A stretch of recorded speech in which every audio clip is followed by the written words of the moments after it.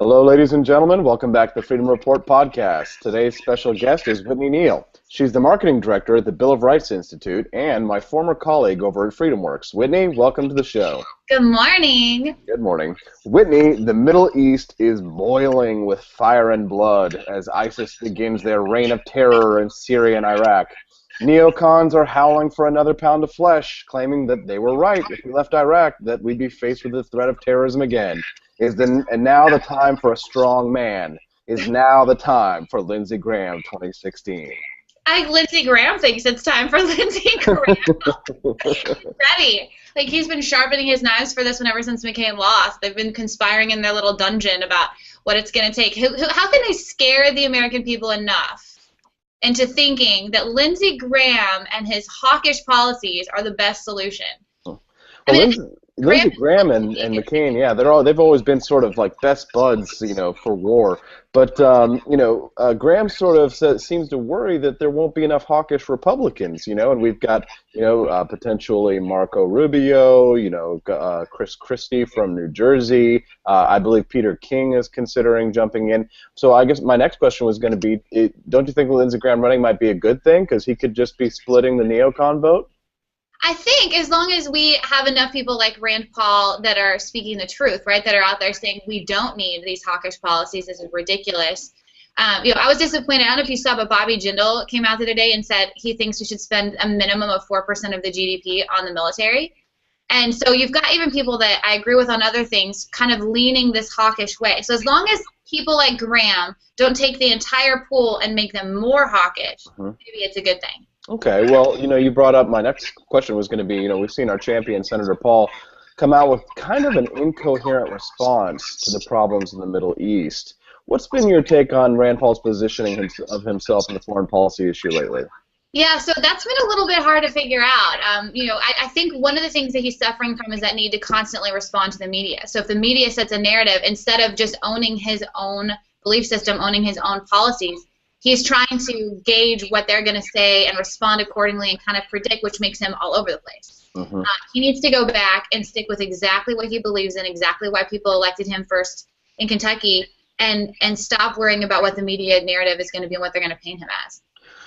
What do you think about all of this Mitt Romney 2016 talk? I think it's just about as awesome as George H.W. Socks, which is not very awesome. You're done, right? Like, you've run twice, you couldn't win, pack it up and go home. Like, there's just no reason to do this. There's something that gets in these guys' blood, right? And they can't give it up, they can't hang it up, it doesn't matter. It's scary. Well, why do you think that is? I mean, it seems like people are more excited about Mitt Romney running than Mitt Romney himself. You know what I mean? Like, when you see all these anchors on Fox, they're sort of like breathless when they talk about Mitt Romney possibly running again. Did anybody really like him that much last time? I don't remember that. It's like the documentary came out, and then everybody got a Romney crush. Everybody logged onto Netflix and watched that movie, and we're like, dang, I wish this came out before 2012. But yeah, the media seems to be in love with the guy. I don't know, maybe it's kind of the general dissatisfaction with everybody else who's kind of thrown their hat in the ring already. Like, we don't really get all excited and ginned up about these guys, so let's just pull Romney back out. Let's pull the Romney card back out. Yeah, now let's talk about Texas for a minute, because every time I turn around, you're sharing something about how beautiful Texas is. Well, it is. And you just love Texas. So why don't we talk about Texas for a moment here? What about Governor Rick Perry? He seems to be doing things like talking a little more libertarian on certain things, like marijuana, and talking about, prison reform, sentencing, and things like that. What about your home state governor? Well, you personally know how I feel about Rick Perry, Austin. I think we've had this conversation before. But my listeners don't know. They don't. So I personally, sorry, Governor, but I think he's willing to say just about whatever it takes to get him some attention, just like any other politician. I don't think Rick Perry stands a prayer's chance in 2016. But he's going to abolish what was that third one? Paul, can you help me out here? Yeah, I think he's got some really great people in his ear right now that told him hipster glasses make you look smarter. He's right. Yeah? Yeah, they look a lot better on you than they do him. Oh, thanks. I don't know, these are hipsters. What are these, actually? I can't remember.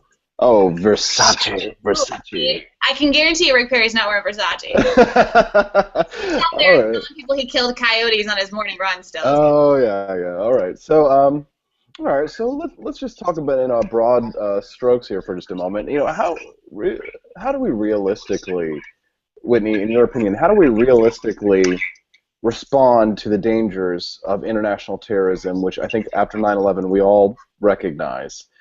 How do you think we can respond to the dangers of international terrorism without a corresponding growth in government or danger to our personal liberties? Well, I think the danger to our personal liberties and our domestic dangers are far more frightening to me than the threat of incidences of international terrorism. So Mhm. first of all, the psyche of the American people needs to be back on, is the NSA spying on you? What is the government doing to you? What are they doing to your kids in the classroom? Are they watching your car as you drive down your neighborhood street with a camera? Those kinds of things. Because you are impacted by all those things more on an hourly basis than you ever will be by an international terrorist that's going to come in and do something or do something mass. And because Washington doesn't want us paying attention to those things, we're going to be fighting ISIS. We're going to be talking about drones. We're going to be talking about sending boots on the ground because that's where they want our minds focused, not on this other stuff. Mm, mm. A lot of this is us focusing on the real dangers, which is, encroaching on our civil liberties. Okay, so you work for the Bill of Rights Institute. Can you tell us a little bit about what your work's like over there, and what are you guys all about? We like rights. There's a bill of them. There's a bill of them. There's, well, so the Bill of Rights Institute is a really neat place. We focus on students, teachers, parents, and making sure that if a kid graduates high school, they've been exposed to the ideas of individual liberty, personal responsibility, those civic virtue, what it's like to be an engaged citizen, that kind of thing. And we're making sure that teachers that are typically trained in kind of a more progressive fashion have access to single-day trainings, resources, and materials on the ground across the country so that they can teach students those things the right way. Oh, interesting. Now, you're a former teacher yourself, right? I am. So how is the fight for Common Core going across the country?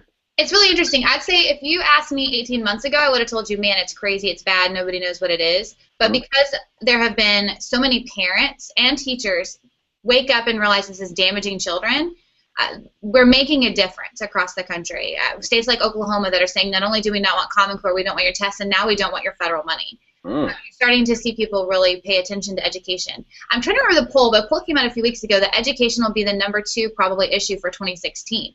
So you're seeing a build-up because of Common Core, because of the AP U.S. history testing, kind of like you did before 2000, where everyone thought the solution was a federal program like No Child Left Behind. We've got to get our guys talking about the solution being getting the federal government out of the classroom. Interesting. All right. So, let me just go back to our original topic here for our final question. What happens to the Republican Party if they nominate Lindsey Graham? We lose.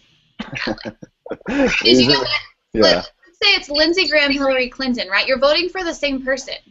But people are naturally going to lean to, well, if I'm going to vote for Lindsey Graham or Hillary Clinton, I'll vote for the woman. I mean, it's a no-win situation for America. All right. That's Whitney Neal, Marketing Director of the Bill of Rights Institute. Whitney, thanks so much for your time this morning. Good to see you, Austin. You too.